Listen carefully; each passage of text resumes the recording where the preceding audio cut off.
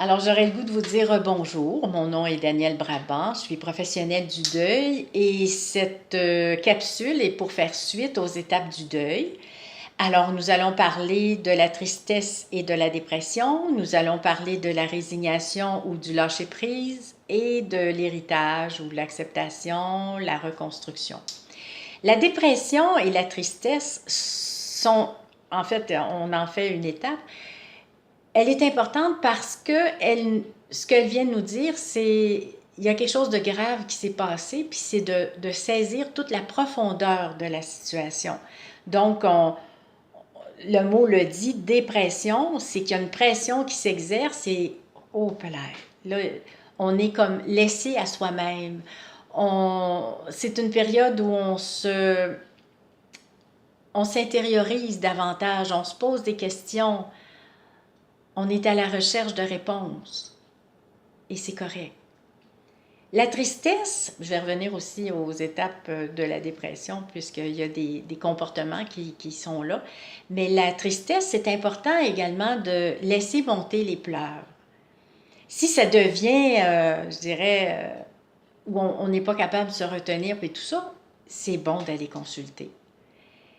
Mais c'est bon de se donner la permission. C'est correct, c'est pas de la faiblesse que d'être triste. Au contraire, c'est de montrer notre vulnérabilité, notre humanité.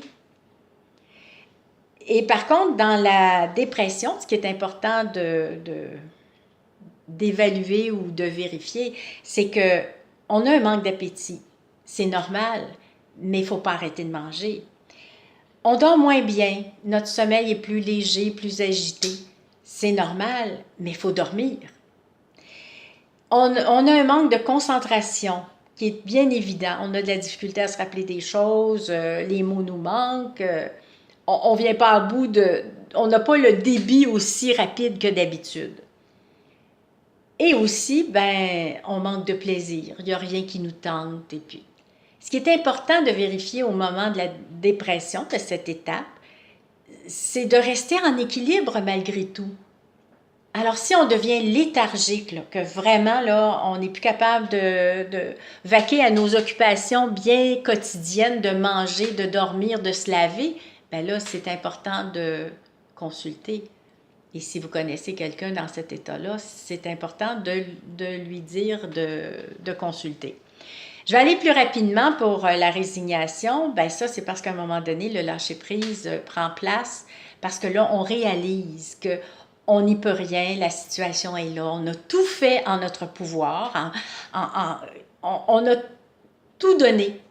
Et là, on ne peut plus aller plus loin parce que c'est ça ne changera pas.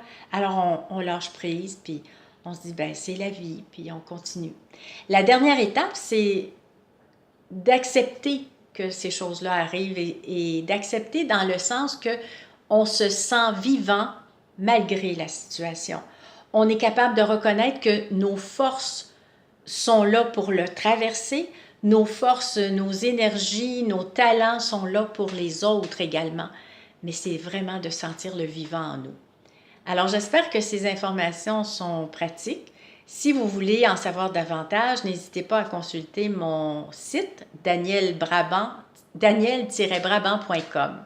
Merci.